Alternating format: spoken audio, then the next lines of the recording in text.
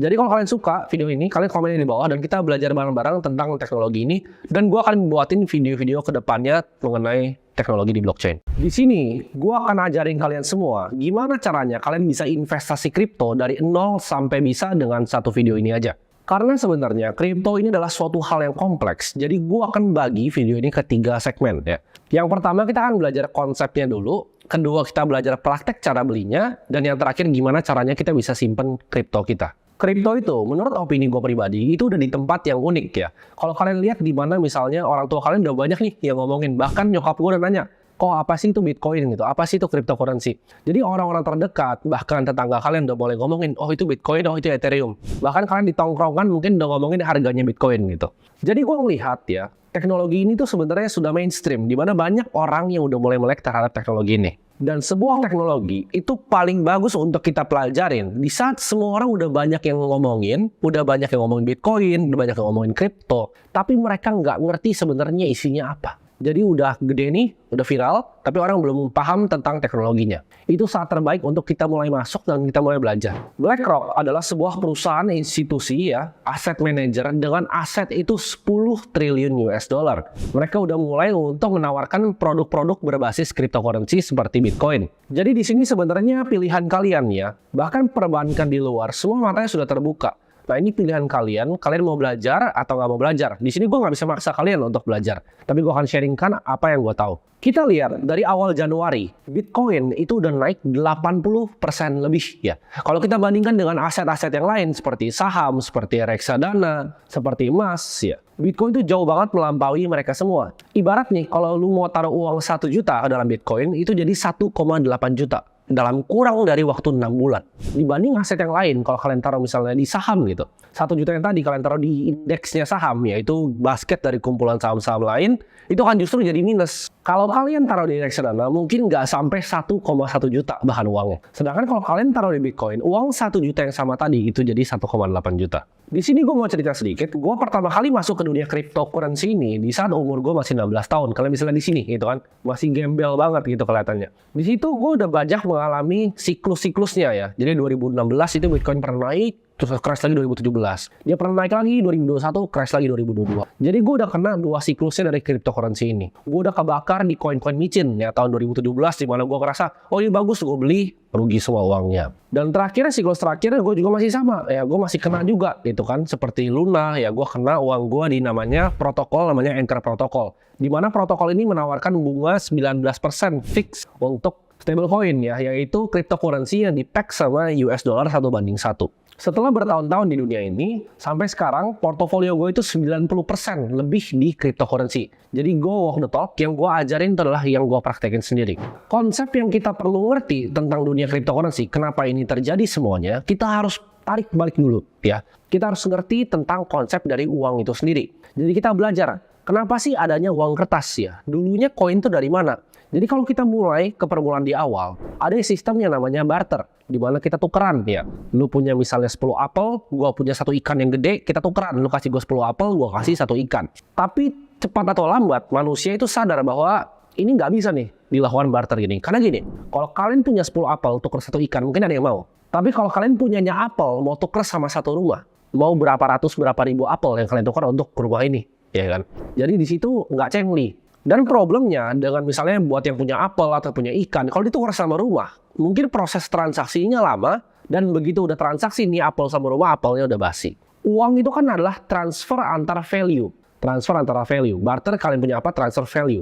Manusia itu ras yang pintar dan sangat cepat beradaptasi. Jadi kalau metode transfer value-nya ini lebih jelek dibanding yang baru, dia cepat untuk pindah. Habis dari pertama kali barter, kita coba untuk pakai kerang gitu.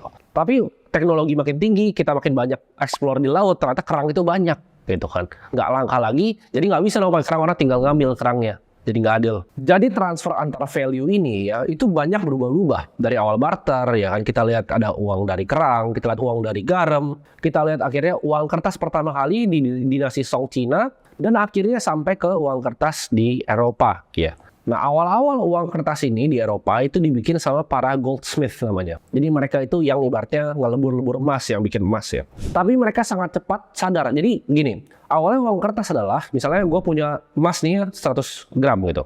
Gue kasih lu kertas bukti bahwa lu punya emas di gua nih. Gue pegangin emasnya, lu ambil kertasnya bahwa lu punya emas ini. Jadi awalnya itu adalah kontrak untuk emas. Tapi seiring berjalannya waktu, manusia kan serakah. Nah, orang-orang para yang bikin emasnya ini mikir, kalau gue bohongin dia gimana ya? Jadi gue bilang aja ini kontrak emas 100 gram, kertas doang, emasnya nggak usah ada. Tapi gue bilangnya gue punya semuanya di sini. Jadi misalnya emasnya 3 kilo, kertas yang keluar itu 5 kilo. Terjadilah yang namanya inflasi. Ya. Jadi nilai kertasnya ini akhirnya lama-lama turun karena emasnya tuh nggak beneran ada. Nah, uang kertas ini dari zaman tadi ya, Eropa tahun 1600 sampai ke 1971 itu selalu diacukan kepada emas. Dimana kalau ada uang kertasnya, ada emasnya. Sampai 1971, Presiden Nixon itu pecahin ya, namanya the gold standard. Dimana uang kertas berbentuk fiat itu udah nggak ada lagi nih emas di belakangnya. Nah, ini celakanya. Jadi kalau kalian tanya sekarang, uang kertas itu basisnya apa? Jawabannya basisnya kepercayaan kita terhadap pemerintahan. Basisnya cuma satu, yaitu percaya bahwa ini adalah uang. Ini bisa transfer of value. Itulah kenapa kalau kita lihat ya, kalau zaman dulu yaitu bakso tuh bisa 200 perak gitu. Kenapa bahkan barang-barang yang kita konsumsi ya seperti rumah, jasa yang kita konsumsi seperti pendidikan itu naiknya drastis, bisa 10-15% per tahunnya. Harga cabainya kita lihat naik terus ya. Itu yang kita bisa lihat sehari-hari di pasar. Nah, itu kenapa? Ya, jawabannya adalah karena kertas tadi dicetak oleh bank sentral kita terus-terusan tanpa basis apapun. Masalah ini sebenarnya datang dari satu hal, yaitu sentralisasi. Nah, apa itu sebenarnya sentralisasi? Itu di mana ada suatu kelompok orang yang mikir nih, oh, kita mau cetak berapa uangnya? Kita mau cetak kapan uangnya? Berapa banyak nih mau dibagiin ke orang-orang? Sirkulasinya mau berapa? Nah, ini segelintir orang yang kuasain. Lalu dari uang fiat ini, manusia itu sangat pintar. Kayak gue bilang tadi, manusia itu pintar banget kita untuk memecahkan masalah. Dari problem tadi, itu diciptakan uang-uang digital ya. Zaman dulu tuh banyak banget ya, seperti e-cash ya, Hashcash ya, Adam Back. Nick Szabo juga dulu pernah bikin namanya BitGold ya. Jadi ini banyak banget udah bikin dari zaman dulu ya. Problem ini mau coba diselesaikan dari tahun 1990-an.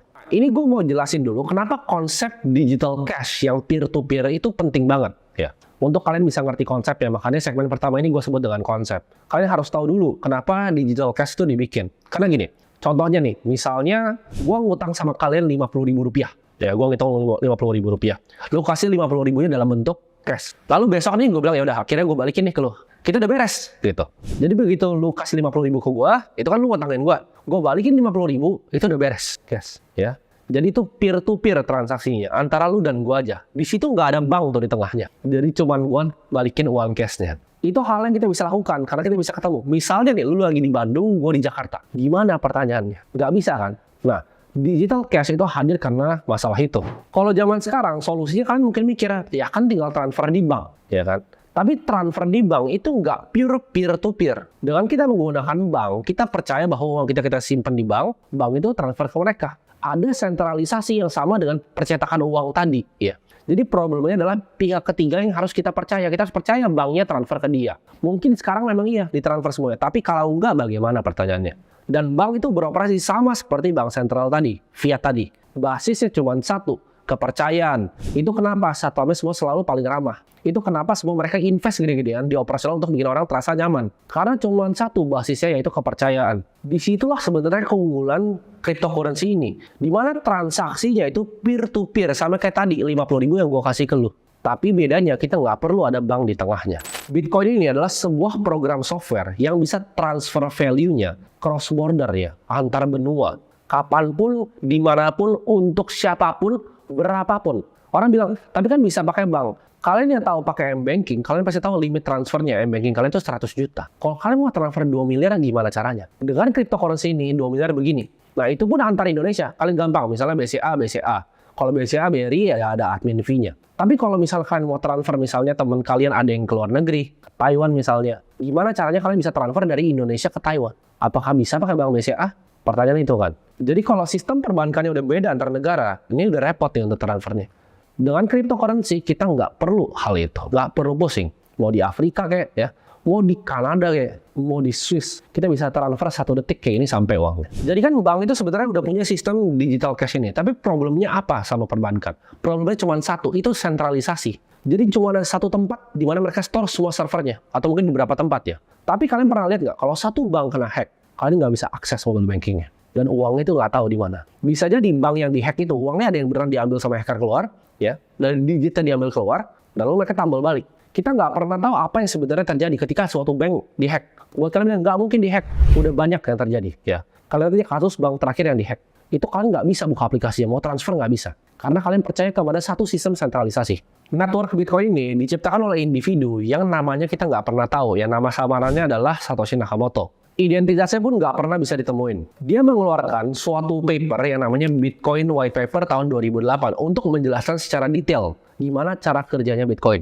Nah, di sini gue tuh nggak akan bedah semuanya ya white papernya, karena itu butuh mungkin ya ekstra 2 jam lagi nih kita di sini untuk bedah white papernya. Tapi kalian bisa lihat abstraknya di sini. Purely peer-to-peer version of electronic cash would allow online payments to be sent by one party to another without a financial institution. Artinya apa? Sebuah transaksi peer-to-peer, ya kayak tadi uang, yang nggak perlu percaya kepada finansial institusi apapun. Bahkan nggak lewat bank apapun, nggak lewat sentralisasi apapun. Problem besar yang diselesaikan oleh white paper ini adalah transfer of value tadi. Tapi ini dulu masalah yang orang bilangnya mustahil ya. Nggak mungkin bisa ada transaksi seperti itu. Karena kenapa? Kalau misalnya digital cash nih, orangnya semua harus jujur dong. Berarti dia punya uang berapa, dia keluarinnya berapa, spendingnya berapa, harus jujur. Kalau ada sistem sentralisasi, ada bank ini yang keep ibaratnya tally ya, antara spendingnya berapa, account-nya berapa. Misalnya kita punya account 10 juta. Kalau kita transfer 7 juta, bank catat kita tinggal sisa 3 juta. Nah problemnya kalau nggak ada banknya, gimana caranya kita tahu 10 juta,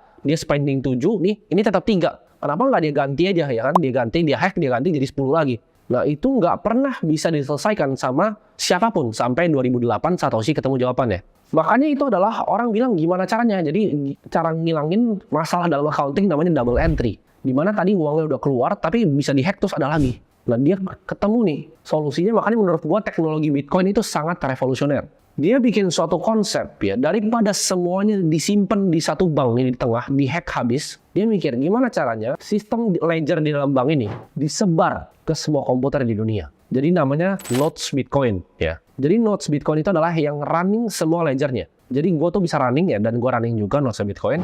Ada banyak orang, ada puluhan ribu bahkan ratusan ribu yang running ini. Node itu sebenarnya cuma komputer biasa yang kalian bisa download Bitcoin software-nya, lalu dia running buat kalian bisa verifikasi semua transaksi on-chain-nya. Jadi ledgernya itu nggak di satu tempat, kayak misalnya Bank BCA gitu. Bank BCA mungkin ya dia ada beberapa server, tapi dia doang yang punya ledgernya. Sedangkan Bitcoin ini, node-nya tersebar di komputer-komputer orang rumahan. Jadi nggak akan bisa mati networknya.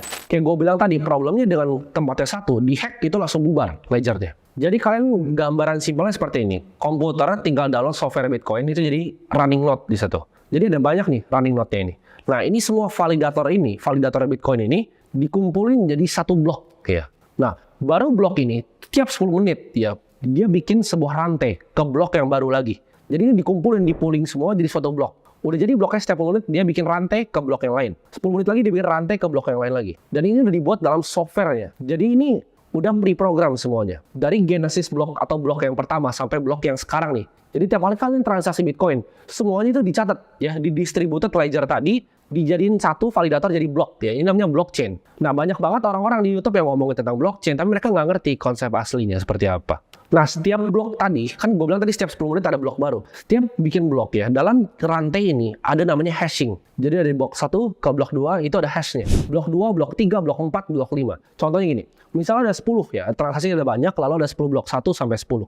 Untuk kalian bisa ganti distributed ledger yang pertama ya, transaksi yang pertama, lu harus ganti yang 2, 3, 4, 5, 6, 7, 8, 9, 10. Dengan hashing tadi, ya gue nggak bahas hashing di sini karena terlalu kompleks dan makan waktu yang panjang. Tapi kalian ngerti maksudnya. Dan nggak mungkin dong Bitcoin bloknya cuma 10 biji. Ya kalian bayangin blok Bitcoin itu sekarang udah berapa banyak. Dan itu terhubung semua rantainya sampai yang ke pertama. Jadi kalau kalian mau hack satu di tengah, nomor misalnya kalian mau hack nih blok nomor 120.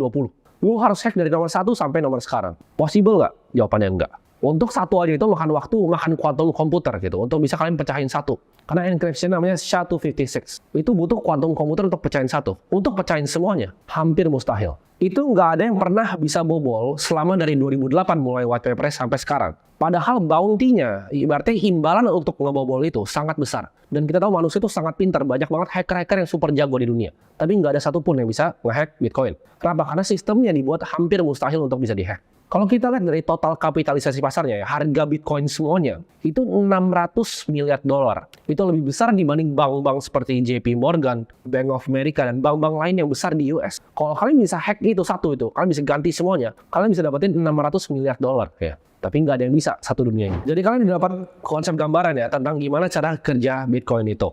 Pertanyaannya gimana cara belinya? Jadi kalau kalian cara belinya, ini untuk pemula yang awam ya, karena ini kan videonya untuk pemula. Mungkin di sini beberapa ada otaknya udah mulai ngebul, jadi kita akan praktek pakai exchange lokal. Oke, untuk kebutuhan video ini, gue akan pakai toko kripto, karena untuk yang series borong Bitcoin kemarin, jadi buat yang belum tahu, gue bikin series tiap bulannya, gue akan tabung 100 juta, biar kalian bisa ikut bareng gue, lihat perkembangan Bitcoin itu seperti apa. Itu kan exchange-nya pakai Nodax, dan ini gue akan pakai toko kripto, karena gue sama sekali nggak disponsor sama siapapun di sini. Jadi gimana caranya kita bisa beli sebuah koin lewat centralized exchange? Pertama kita harus daftar dulu. Ya, mungkin gue nggak akan tunjukin di sini cara daftarnya, karena akun gue yang di sini kebetulan udah daftar ya. Jadi kalian daftar dulu di sini, kalian sign up, itu kalian bisa lihat di bawah ya, cek di bawah link ya. Begitu kalian udah sign up, kalian harus melakukan yang namanya KYC, karena itu regulasi dari Indonesia. Jadi kalian harus foto KTP segala macam untuk bisa akses ini. Begitu proses KYC-nya udah selesai, atau prosesnya foto-fotonya, ntar muka suruh begini-begini gitu, udah selesai, kalian baru masuk ke aplikasinya. Nah di aplikasinya, kalian tinggal kalau mau deposit, ya kalian deposit biasa aja. Kenapa gue pakai akses lokal? Karena lebih gampang. Kalau akses luar, kalian mesti pakai peer-to-peer ya, tapi itu juga gampang sih sebenarnya. Tapi untuk video ini gue akan coba pakai akses lokal. Nah di sini kalian cuma perlu deposit, ya kan? Kalian deposit. Kalau di sini ada BIDR, ya kalian pencet BIDR dan tinggal transfer ke banknya aja. Jadi kalian tinggal ikutin prosesnya, lalu akan masuk. Jadi di sini gue akan langsung contohin aja gimana cara kalian belinya. Jadi ini kan ada menunya nih, kalian pencet yang di tengah ya, yang trade ini. Lalu di sini itu ada, kalian mungkin untuk yang awam masih bingung ya ini seperti apa. Jadi BIDR itu adalah pairnya. Jadi BTC dibagi BIDR. Nah, BIDR itu adalah stable coin-nya rupiah gitu. Jadi itu bukan rupiah asli, tapi itu adalah stable coin-nya rupiah. Dan begitu kalian pencet, kalian bisa ganti nih di sini pairnya, mau BNB, Bitcoin, Ethereum, dan lain-lain. Tapi untuk video ini gue akan tunjukin gimana caranya kita bisa beli Bitcoin pertama kali. Nah, di sini gue saranin kalian, ini kan ada dua, mungkin kalian banyak yang bingung ya. Ini ada harga, ada quantity. Jadi harga itu adalah harga Bitcoin dalam rupiah. Ya, jadi ini antriannya tuh 457, 225 juta sekian, dia berganti-ganti terus gitu kan. Kalian mungkin bingung, tapi nggak punya uang segitu banyak. Nggak masalah ya. Karena Bitcoin itu didesain sama Satoshi untuk dipecah 100 juta unit. Jadi ada 1 Satoshi, ada 100 Satoshi, bisa dipecah unitnya. Jadi kita mau beli 500.000, kita mau beli 100.000, itu bisa. Gitu. Tapi di sini, ya gue udah taruh di sini 4 juta BIDR, dan gue akan contohin gimana cara belinya. Nah, jadi gue saranin untuk kalian semua, kalau kalian mau beli, kalian harus pakai yang namanya limit order di sini. Kenapa limit order? Kalau market order, jadi gini, simpel gini. Kalau limit order, kan kalian di sini, ini ada namanya order book ya, di mana itu ada harganya, ada kuantitinya berapa Bitcoin yang ngantri di harga itu. Sama kayak mungkin orang-orang yang di saham udah familiar tentang order book ini. Tapi ini gue jelasin untuk yang pemula.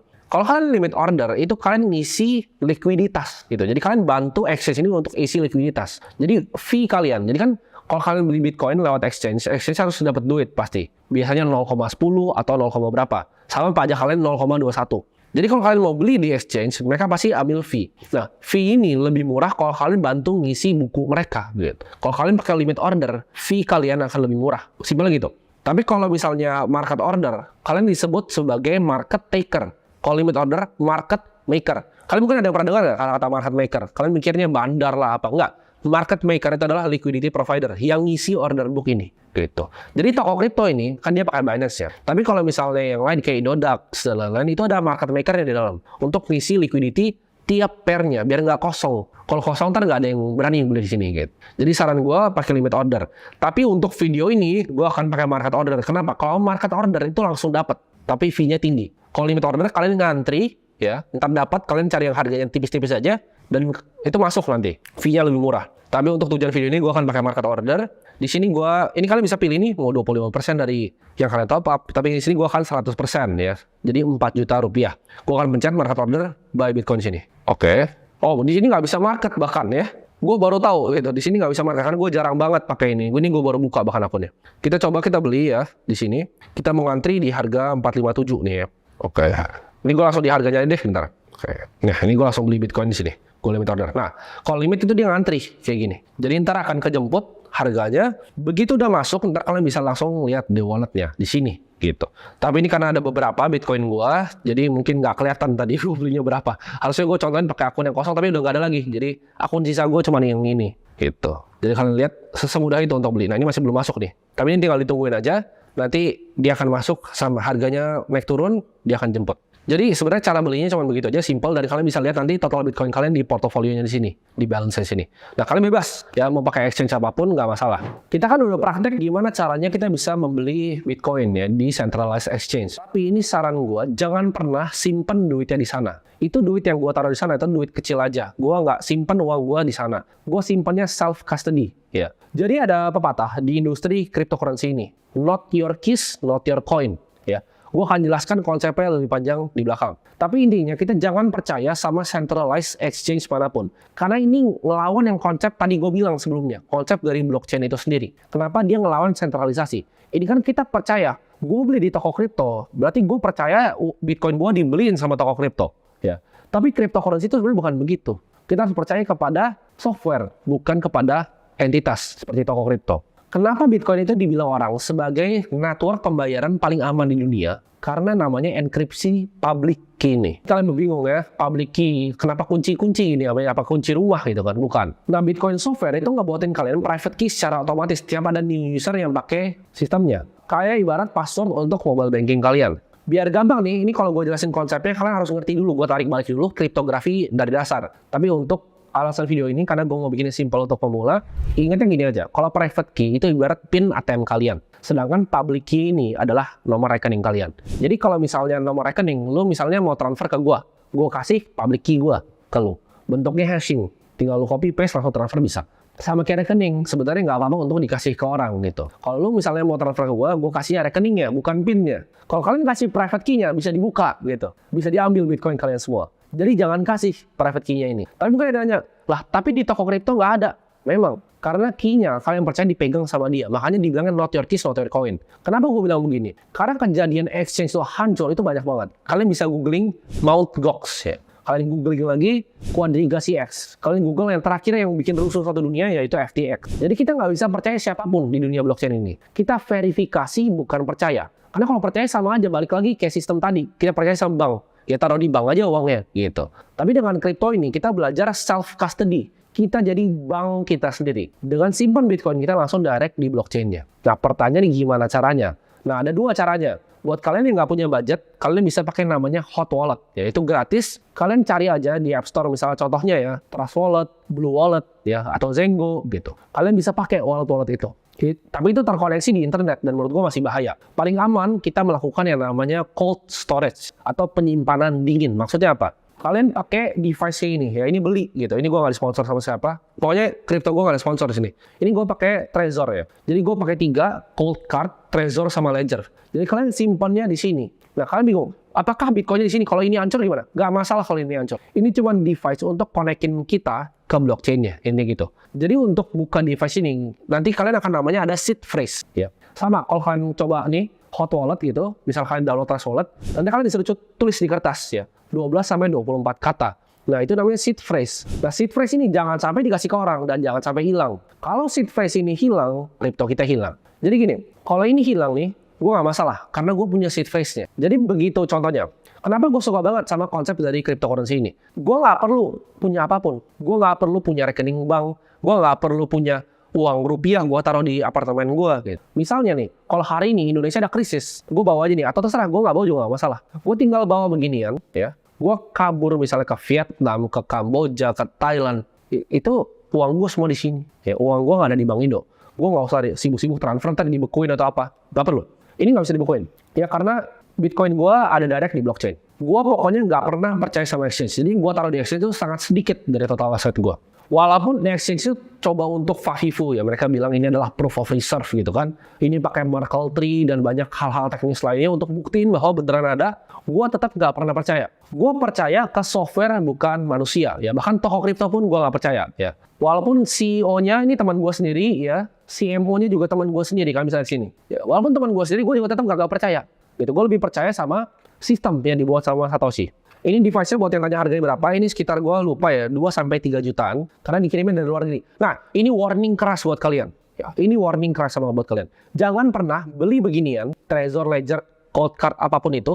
Jangan pernah beli di marketplace kayak Amazon, Tokopedia. Karena mereka bisa udah buka, mereka catat seed phrase-nya dicolong Bitcoin kali. Jangan pernah beli dari Tokopedia, jangan pernah beli dari Shopee, jangan pernah beli dari marketplace, jangan pernah beli dari teman kalian. Belinya langsung dari situs resminya. Ya, kalian cari aja di Trezor atau di Ledger, terserah kalian mau kayak mana. Harganya sekitar 2-3 jutaan. Jadi dengan device itu kalian bisa verifikasi sendiri kepemilikan Bitcoin dari kalian. Nah, buat kalian udah mulai pusing nih, otaknya mulai ngebul nih ya belajar kayak gini. Ini baru 1% dari ilmu tentang Bitcoin. Bahkan mungkin belum sampai 1%. Jadi masih banyak banget knowledge yang bisa dipelajari tentang teknologi ini. Kita belum bahas enkripsinya, SHA-256 itu apa. Kita belum bahas tentang sistem dari mining Bitcoin. Ini gue masih gambarnya yang paling luas lah ini.